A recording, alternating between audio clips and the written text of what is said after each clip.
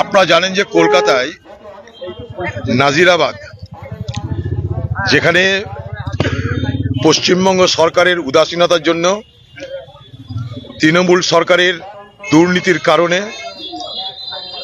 Licence না থাকা সত্ত্বেও পুলিশের চোখের সামনে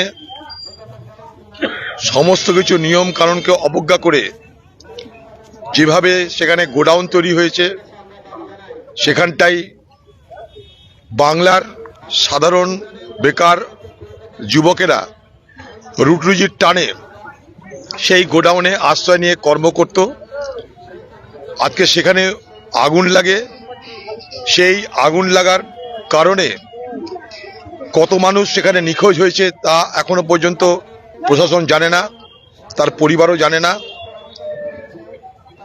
তাদের কোনো পরিচয় এখন নেই, কারণ তাদের সমস্ত দেহ আজ ছাই হয়ে গেছে।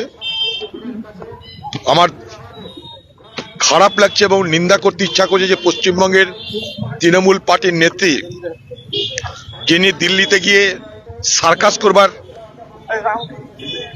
চেষ্টা করছেন, সার্কাসে নেমেছেন দিল্লিতে গিয়ে,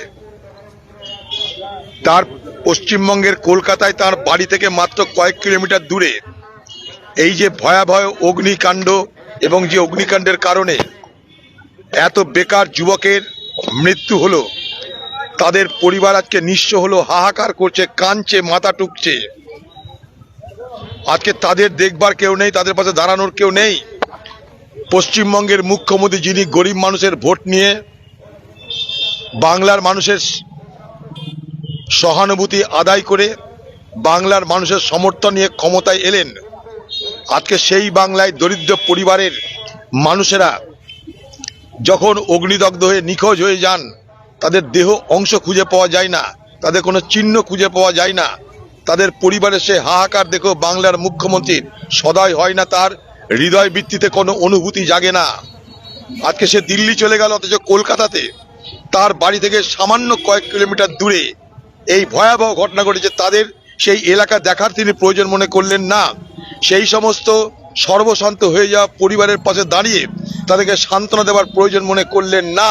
এই নৃশংস, নিষ্ঠুর, অনুভূতিহীন বাংলার মুখ্যমন্ত্রীকে আমি নিন্দা জানানোর জন্য এবং সেই শোকসন্তপ্ত পরিবারের প্রতি আমাদের শ্রদ্ধা এবং সহানুভূতি জানানোর জন্য আজকে রাস্তায় নেমেছি আমরা এই শোক মিছিলের মাধ্যমে।